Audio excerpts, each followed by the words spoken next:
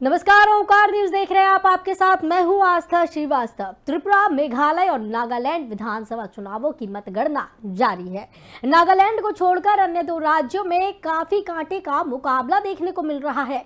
त्रिपुरा में भाजपा बहुमत के आंकड़े तक पहुंचने के लिए संघर्ष कर रही है और लगभग देखा जा सकता है कि त्रिपुरा और नागालैंड में बीजेपी की वापसी दिखाई दे रही है।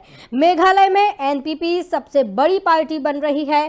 पुणे में कस्बा पेट विधानसभा सीट उपचुनाव में बीजेपी की हार पर बीजेपी प्रवक्ता राम कदम ने भी बयान दिया है। उनका कहना है कि हम हार की समीक्षा करेंगे, लेकिन एक सीट की हार से बीजेपी को झटका नहीं लगेगा। विपक्ष की जीत कहना ठीक नहीं है। चुनाव में एक साथ कई समीकरण काम करते हैं।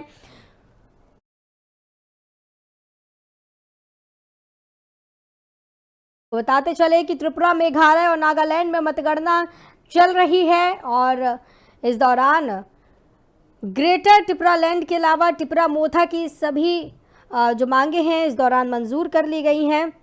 त्रिपुरा में बीजेपी कार्यालय के बाहर कार्यकर्ता जय श्री राम के नारे लगा रहे हैं और जमकर इस दौरान जो है जश्न भी शुरू होता हुआ यहां दिखाई दे रहा है। उत्तर पूर्व में चुनाव के परिणामों पर केंद्रीय कानून मंत्री किरेन रिजिजू ने भी बयान दिया है।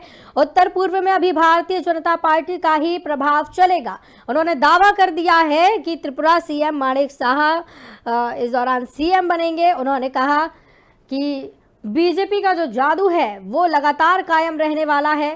त्रिपुरा, मेघालय और नागालैंड में मतगणना चल रही है।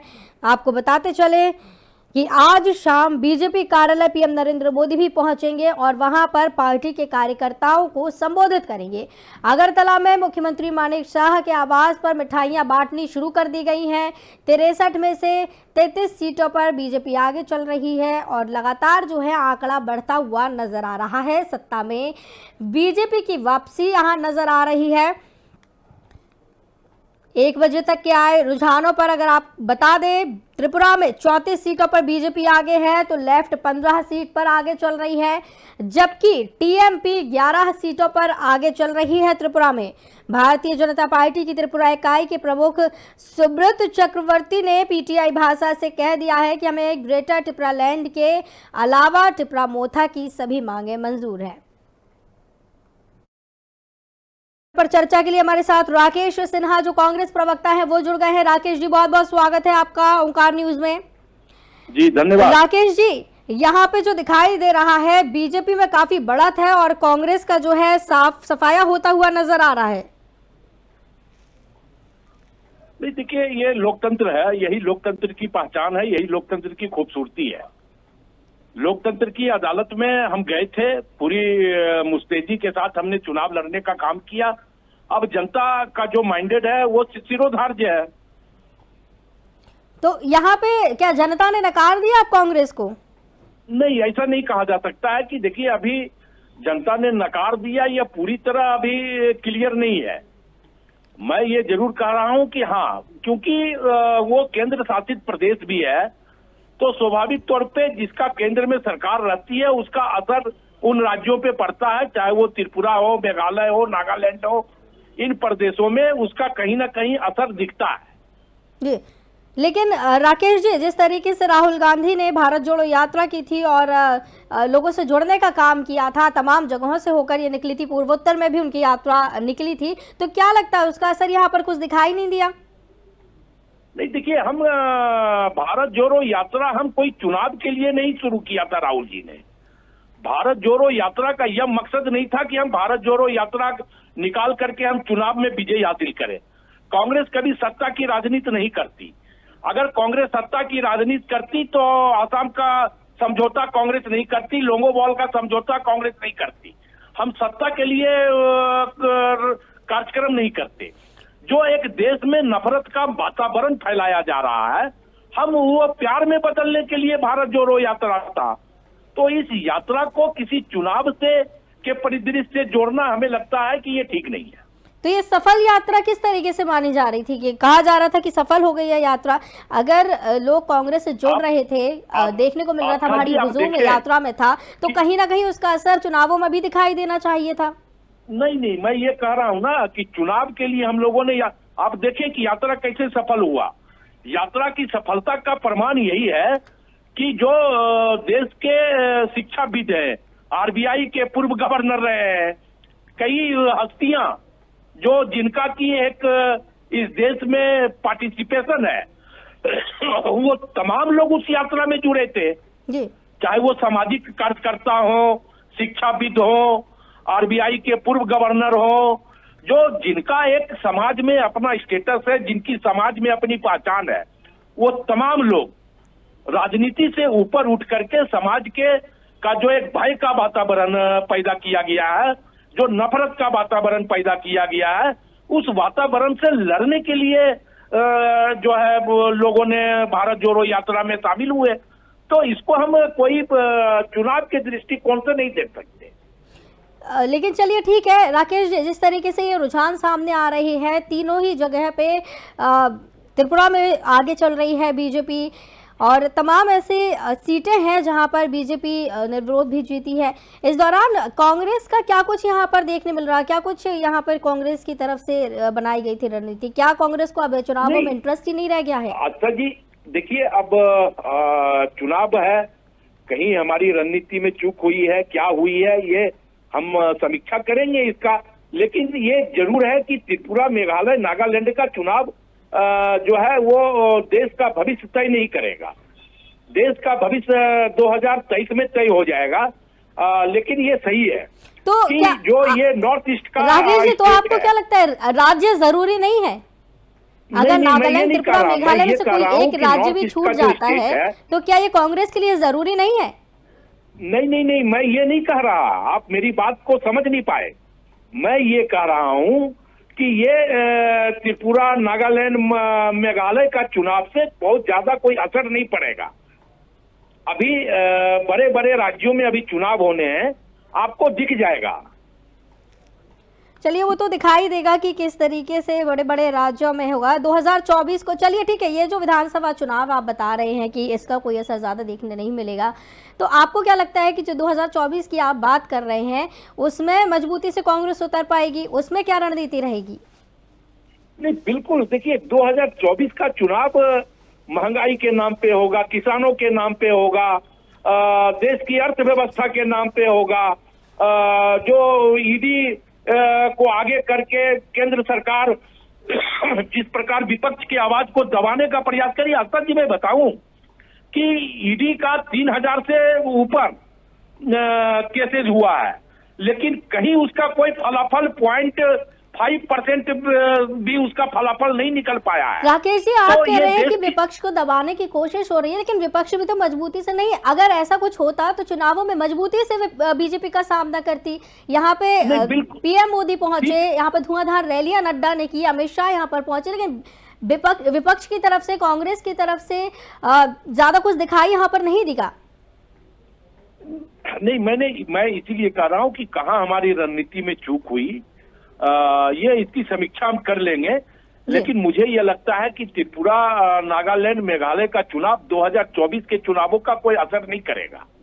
जी चलिए ठीक है, देखने वाली बात वही होगी कि तय करता है या नहीं करता है। बहुत बहुत धन्यवाद राकेश जी हमारे साथ जुड़ने के लिए और इसकी तमाम। जी बहुत बहुत धन्यवाद आपको भी। जी बहुत धन्यवाद। तो बता दें कि त्रिपुरा, मेघालय, नागालैंड की 60 विधानसभा सीटों पर आज मतगणना चल रही है। बीजेपी 34 सीटों पर त्रिपुरा में आगे है, लेफ्ट 14+ सीटों पर आगे है। टीएमपी की बात की जाए तो टीएमपी 12 सीटों पर आगे त्रिपुरा में चल रही है। मेघालय का अगर बात करें तो मेघालय में कांग्रेस सिर्फ 4 सीटों पर ही सिमट कर रह गई है और बीजेपी 3 पर है। एनपीपी ने यहां पर बढ़त बना रखी है, 26 सीटों पर यहां पर एनपीपी आगे चल रही है।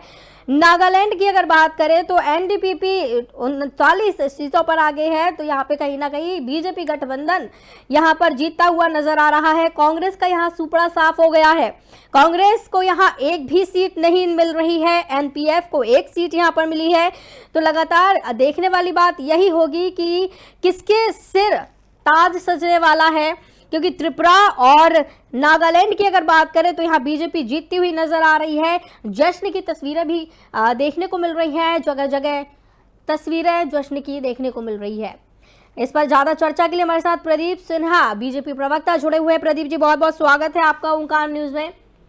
जी नमस्कार जी। जी प्रदीप जी, नागालैंड त्रिपुरा की बात करें तो यहाँ पर बीजेपी ने बढ़त बना रखी है, बीजेपी गठबंधन ने बढ़त बना रखी है, कई जगह जीत की तस्वीरें सामने आने लगी हैं, लेकिन जी मेघालय में क्या कमी रह गई? देखिए, मेघालय में एनपीपी जो अभी लीडिंग पोजीशन में दिखाई दे रही है, जी एनपीपी हमारे साथ ही पिछले दफा सरकार में थी, अलग अलग होकर चुनाव लड़े हैं। अब इस कारण से हो सकता है थोड़ा नुकसान दोनों दलों को हुआ हो, लेकिन मैं समझता हूँ अंततः एक सहमति बनेगी और जिन मुद्दों पर एनपीपी का कुछ मतभेद था बीजेपी से, उन मुद्दों का हो सकता है समाधान निकल आए। जी। तो जिस तरीके से नागालैंड त्रिपुरा मेघालय में अभी देखने को मिल रहा है और मतगणना फिलहाल चल ही रही है, तो क्या लगता है आगे भी ऐसी ही जारी रहेगी? कितने आंकड़ों तक आपको क्या लगता है, कितनी सीटों तक पहुंच सकती है बीजेपी? देखिए, मतगणना 8 बजे शुरू हुई है और अभी 2 बजने जा रहा है, तो मैं समझता हूँ कि जो ट्रेंड है लीड का जी वो काफी आगे निकल चुका है और एक कंसोलिडेट हो गया पोजीशन, और वो सीटें जो दिखाई दे रही हैं कि अभी हम लीडिंग में हैं, वो अंततः जीत में परिवर्तित हो जाएंगी। तो जगह जगह से जश्न की तस्वीरें भी यहाँ पे देखने को मिलने लगी हैं कि क्या आपको नहीं लगता कि बहुत जल्दी हो जाएगा जश्न मनाना, क्योंकि अभी ऑफिशियल कोई घोषणा नहीं हुई है? देखिए, कुछ लोगों के स्थानीय सूत्र होते हैं जी और उस आधार पर लोगों को यह खबर होगी कि वहां पर पार्टी की स्पष्ट बहुमत की ओर बढ़ रही है, तो जी। कार्यकर्ताओं का उत्साह होता है जी और मैं समझता हूँ कि उस उत्साह को रोकना या उस पर लगाम लगाना कार्यकर्ताओं के बूते की बाहर की चीज होती है। और कभी कभी ऐसा होता है, जैसा आपने कहा कि नहीं थोड़ा इंतजार कर लेना चाहिए था, जी कई दफा ऐसा होता भी है। जी बिल्कुल, क्योंकि आंकड़े पलटने में ज्यादा समय नहीं लगता। जी जी, कई दफा ऐसा होता भी है, लेकिन जब कार्यकर्ता बिल्कुल आश्वस्त हो जाता है कि हाँ हमारी जो लीडिंग दिख रही है वो बिल्कुल ठोस है और ये अंततः जीत में शामिल हो जाएंगे, तो उस आधार पर कार्यकर्ता जश्न मनाना शुरू करते हैं। प्रदीप जी, आपको क्या लगता है त्रिपुरा नागालैंड में जिस तरीके से बीजेपी बढ़त बना रही है, लगभग 40 सीटें उसके पास आने वाली है, नागालैंड में 39 आ चुकी हैं, त्रिपुरा में 34 आ चुकी है, आपको क्या लगता है कि ये जो असर है ये पीएम मोदी की धुआंधार रैलियों का है, अमित शाह का, नड्डा का है, या फिर स्थानीय स्तर पर भी यहाँ पे कुछ काम हुआ है? देखिए, एक तो नेतृत्व की स्वीकार्यता, नरेंद्र मोदी को लेकर जो लोग गलत बयानी करते रहते हैं कि नफरत फैलाने की कोशिश की जा रही है, जी तो मैं तो कांग्रेस पार्टी से पूछना चाहूंगा कि जो इतनी बड़ी संख्या में लोगों ने वोट दिया है, जी क्या वो सब के सब नफरत फैलाने वाले हैं? जिस तरह से कांग्रेस पार्टी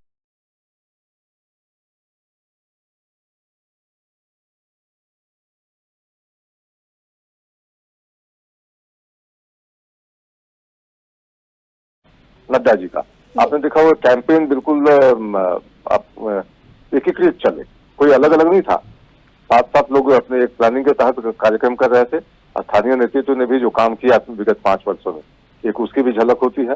जी तो कामकाज का भी एक भरोसा होता है लोगों के मन में, साथ साथ नेतृत्व जो कहता है उस पर लोगों का भरोसा है कि जो नेतृत्व कह रहा है कि हम नॉर्थ ईस्ट की पॉलिसी है हमारी, जी उसके माध्यम से अगर प्रधानमंत्री पिछले 5 सालों में 2014 के बाद अब तक अगर 40 से ज्यादा बार नॉर्थ ईस्ट का दौरा करते हैं, तो आप समझ सकते हैं कि हमारी प्राथमिकता में है वो। कहीं ना कहीं पीएम मोदी का फोकस भी है नॉर्थ ईस्ट पर। जी जी, लोग प्रधानमंत्री ने हमेशा कहा है कि नॉर्थ ईस्ट हमारे ही देश का हिस्सा है। इस तरह से लोगों ने उसको कर रखा था कि मानो वो बिल्कुल अलग हो, लेकिन प्रधानमंत्री जिस तरह से नॉर्थ ईस्ट के लोगों को प्यार दिया उन्होंने और जो वादा किया उन्होंने उसको धरातल पर उतारा, तब लोग भी भरोसा करने लगे कि नहीं, भारतीय जनता पार्टी जो कहती है वो करके दिखाती है। जी बिल्कुल प्रदीप जी, और देखने वाली बात अब यही होती है कि इसकी ऑफिशियल घोषणा कब तक होती है, कितनी सीटें किसके पास जाती है। बहुत बहुत धन्यवाद प्रदीप जी हमारे साथ जुड़ने के लिए और तमाम चर्चा के लिए। तो बता दें कि रुझानों में बीजेपी लगातार आगे चल रही है। त्रिपुरा और नागालैंड में पूर्ण बहुमत से बीजेपी आगे दिखाई दे रही है। त्रिपुरा में 34 सीटें तो नागालैंड में 39 सीटें आती हुई नजर आ रही है, लेकिन मेघालय में कहीं ना कहीं बीजेपी की तरफ से कमी देखने को मिल रही है। 3 सीटों पर बीजेपी यहां पर सिमटती हुई दिख रही है। अब आगे क्या कुछ होता है ये देखने वाली बात होगी, कितनी सीटों तक बीजेपी यहां पहुंच पाती है, यहां जीत दर्ज कर पाती है या नहीं दर्ज कर पाती है, ये देखने वाली बात है। धुआंधार प्रचार का क्या कुछ असर यहाँ पर पीएम मोदी का हो रहा है, ये भी देखने वाली बात है, क्योंकि लगातार जो है मतगणना यहाँ चल रही है और देखने को मिल रहा है कि मेघालय में एनपीपी 26 सीटों पर आगे चल रही है। लगातार जो है बीजेपी बढ़त बनाए हुए है त्रिपुरा और नागालैंड में। हेलो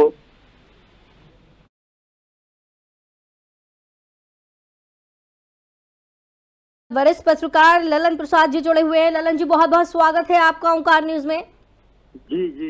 जी ललन जी, त्रिपुरा, मेघालय, नागालैंड में मतगणना चल रही है और पीएम मोदी और बड़े बड़े दिग्गजों ने यहाँ पर रैलियां की, तो क्या लगता है आपको, क्या रणनीति यहाँ पर बीजेपी की रही है, जिस तरीके से यहाँ पर बढ़त बनाए हुए है बीजेपी? हाँ, देखिए, बीजेपी ने इन तीनों राज्यों में विकास कार्य बड़ी तेजी से किया है। पिछली सरकारों ने जो निगलेक्ट किया था उसके ऊपर ध्यान दिया इन्होंने। और कुछ तो ये भी है कि हिंदुत्व का भी प्रभाव रखा गया है चुनाव प्रचार में, लेकिन वो उसी को बहुत ज्यादा महत्व देना कोई ठीक नहीं लगता, क्योंकि मेरे विचार से वहाँ के नेताओं का भी जो आकलन है उनका यही है कि जो सड़कें वहाँ बनी हैं, जो हॉस्पिटल की सुविधा और जो खाद्य पदार्थों के वितरण की सुविधा, गैस की, इलेक्ट्रिसिटी की और जितनी पब्लिक यूटिलिटीज हैं, उन सब में जो गवर्नमेंट ने जो सुविधाएं बढ़ाई है,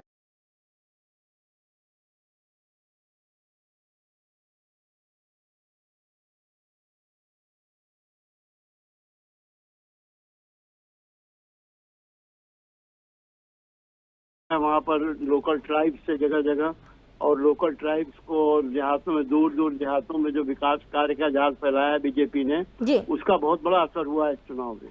जी बिल्कुल। और ललन जी, जिस तरीके से नई पार्टी वहाँ त्रिपुरा वहाँ पर बनी थी और माना जा रहा था कि कहीं ना कहीं वो जो क्षेत्रीय पार्टी है वो बड़ी पार्टियों का जो है वोट प्रतिशत छीन सकती है, लेकिन वहाँ ऐसा कुछ देखने को नहीं मिला। ऐसा है कि जो विरोधी पार्टियों की जो रणनीति थी वो सफल इसलिए भी नहीं हो पा रही ना कि इन लोगों ने विकास के कार्यों को तो अनदेखा किया और व्यक्तिगत रूप से जो बीजेपी को और जो नेता थे उनको एक दूसरे को जो लांछन लगाने वाली जो प्रवृत्ति है, उसका परिणाम जनता के ऊपर बहुत अच्छा नहीं है। अब पब्लिक धीरे धीरे समझ रही इन चीजों को कि खाली लोगों को गाली देने से कोई काम नहीं चलता। जो सरकार काम करेगी पब्लिक उसी को चाहेगी। और ये चुनाव और जो भी अब चुनाव होंगे आप आगे भी देखेंगे, तो उसमें जो सबसे बड़ा फैक्टर यही होगा कि विकास कार्यों की क्या गति रही है और जो चीजें पब्लिक की डिमांड थी उस एरिया में, खासतौर से जो ये विधानसभा के चुनाव में तो लोकल इश्यूज बहुत ज्यादा प्रोमिनेंट होते हैं और बहुत दिनों से नॉर्थ ईस्ट के लोकल इश्यूज को इग्नोर किया गया था प्रीवियस गवर्नमेंट से। तो अब बीजेपी ने इस ओर काफी ध्यान दिया है जी। और चूंकि ये सारे तो कहीं ना कहीं ललन जी, आपको लगता है कि बीजेपी ने जो है कमजोर कड़ी पकड़ ली है वहाँ पे? नहीं, देखिए, कहीं भी नहीं। जो पार्टी जो पहले शासन में जो पार्टियां थी उनके भी बहुत सारे लोग हैं और उस जगह अपना डेंट करना और अपने लोगों को जिताना इतना आसान काम नहीं होता जी। और पूरे नॉर्थ ईस्ट में पहले तो कांग्रेस और टीएमसी नो का ही बोलबाला रहा है। अब तो इधर कुछ दिनों से ही पिछले इलेक्शन से बीजेपी ने एंट्री की है और इस इलेक्शन में बीजेपी ने काफी जोरदार ढंग से अपने आप को प्रस्तुत किया है। जो फाइनल रिजल्ट आएंगे तो पता लगेगा, लेकिन जो रुझान है उससे तो अभी तक तो अच्छे लग रहा है कि बीजेपी की पोजीशन अच्छी है। बिल्कुल, बीजेपी की पोजीशन काफ़ी यहाँ पर अच्छी नज़र आ रही है, लेकिन मेघालय में कुछ ना कुछ कमी यहाँ ज़रूर मिली है। ललन जी, आपको क्या लगता है कि जिस तरीके से कांग्रेस जो अपनी भारत जोड़ो यात्रा निकाल रही थी और तमाम चीज़ें कही जा रही थी, उस दौरान की लोग जुड़ रही हैं, भारी हुजूम भी यहाँ देखने को मिला है, कन्याकुमारी से कश्मीर तक पहुँचे, इसका असर क्यों एक भी चुनाव में नज़र नहीं आ रहा? नहीं, देखिए, जो कांग्रेस की यात्रा निकली थी उसमें राहुल गांधी जी कह रहे थे कि जो लोगों को प्रताड़ित किया गया, एक खास वर्ग को टारगेट किया गया और दूसरी बात उन्होंने कही कि बड़ा असंतोष जनता में है। लेकिन खुद उन्होंने ही एक बार कहा था कि हमने तो कहीं कोई वैमनस्य नहीं देखा और सब लोग मिलजुल के रह रहे हैं। तो ये बड़ा विरोधाभास था उनके अप्रोच में। एक और कहते हैं कि आपस में वैमनस्य पैदा करिए बीजेपी, और दूसरी ओर कह रहे हैं कि लोगों के अंदर सद्भावना है, कोई ऐसी बात नहीं। जो भी हो, लेकिन मैं इस पर बहुत कमेंट नहीं करना चाहूंगा, लेकिन मैं तो यही कहूंगा कि ये जो यात्रा थी ये राजनीतिक यात्रा थी जी लोगों को जोड़ने की यात्रा, तो इसमें ऐसी कोई खास चीज नहीं थी, क्योंकि एक खास ग्रुप था जो सारी सुविधाएं अवेल कर रहा था, खूब बढ़िया खाना पीना लोगों को मिल रहा था, अच्छी अच्छी गाड़ियां थी और पर्यटन की तरह से अपना इन्होंने किया इसको। जी और जहाँ जहाँ कुछ लोग इकट्ठे हो जाते थे तो टीवी पर और उस पर बहुत बड़ी पब्लिसिटी होती थी, लेकिन आम पब्लिक में जो भारत जोड़ो यात्रा है इसका कोई खास असर नहीं है। और जी। आप देखिए कि साउथ का भी चुनाव आ रहा है, अभी कर्नाटक का चुनाव आ रहा है, जी बिल्कुल। और भी भाई इलेक्शन आएंगे, तो आप देखेंगे कि इससे कोई बहुत ज्यादा फर्क कांग्रेस को नहीं पड़ गया कि इन्होंने भारत जोड़ो यात्रा की, तो बहुत से लोग जुड़ और गए। कहीं ना कहीं ललन जी, कांग्रेस ने ज्यादा दमखम यहाँ दिखाया भी नहीं। कहीं ना कहीं कांग्रेस ने ज्यादा दमखम यहाँ नहीं दिखाया प्रचार प्रसार में, जिस तरीके से बीजेपी ने यहाँ पे धुआंधार प्रचार किया। अब ये तो कांग्रेस वाले कह सकते हैं कि उन्होंने दमखम दिखाया है नहीं दिखाया, उनकी पब्लिसिटी तो होती रही है, उनके लोग वहाँ जाते तो रहे, लेकिन ये कि इनको पता था कि ये नॉर्थ ईस्ट में कुछ कर नहीं पाएंगे, और इसलिए कोई बहुत ज्यादा इनका वो जो नॉर्थ ईस्ट पर नहीं था। और जो यात्रा भी हुई तो उसमें नॉर्थ ईस्ट तो यात्रा इनकी थी नहीं। ललन जी, तो आपको क्या लगता है कि क्या कांग्रेस ने अब इंटरेस्ट ही खो दिया है चुनावों से, इसी वजह से अब पीछे नजर आ रहे हैं? देखिए, ये तो अब सबसे बड़ी चीज है ना कि जो नेतृत्व किसी पार्टी का होता है वो बहुत मैटर करता है जी। अब समाओ जो राहुल गांधी के प्रति लोगों के अंदर जो विचारधारा है, आमतौर से जनता में आप देखें जी। तो लोग ये अनुभव करते हैं कि कोई बहुत सीरियस लीडर नहीं है वो जी। पार्लियामेंट में वो बहस होती रहती है, वहाँ से गायब रहते हैं, और फिर वो क्या जो पार्लियामेंट में कोई डिसीजन हुए पेपर वगैरह फाड़ के फेंक दिया, ये कर दिया, ये तमाशेबाजी खाली करते रहे हैं। मतलब सीरियसली डिबेट्स में भाग लेना, अब अगर गवर्नमेंट कुछ कहती है तो उसको रिबट करें, उसके तो जो अपने प्लान रखेंगे ऐसा क्यों नहीं होना चाहिए। तो इस तरह का मतलब कोई भी पॉलिटिशियन सक्सेसफुल होने के लिए ही हैज टू बी सीरियस। तो ललन जी, जिस तरीके से आप ये बता रहे हैं, आपको क्या लगता है कि 2024 में ये बीजेपी को पीछे छोड़ने की बात करती है, ऐसे कर पाएगी?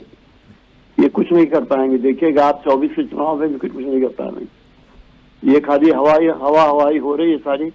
जो विरोधी पार्टियां कह रहे हैं कि सब लोग एक साथ मिल के, और वो क्या वो जो नीतीश कुमार ने कह दिया कि 100 सीट पर हम इनको ले आएंगे, क्या करेंगे जी।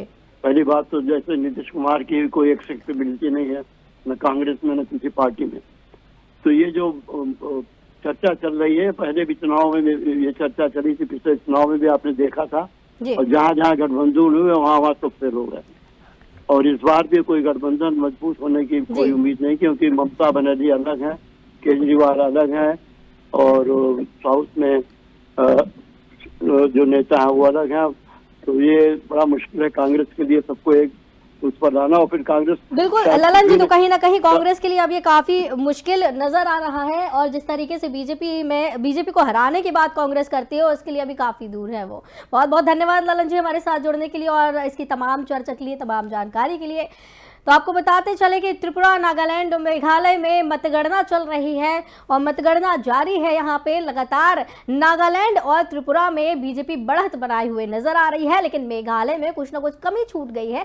कांग्रेस का यहाँ पे सुपड़ा साफ होता हुआ नजर आ रहा है। अब देखने वाली बात यही होगी कि किसके सिर पर अब ताज इसका सजता है। मतगणना फिलहाल जारी है।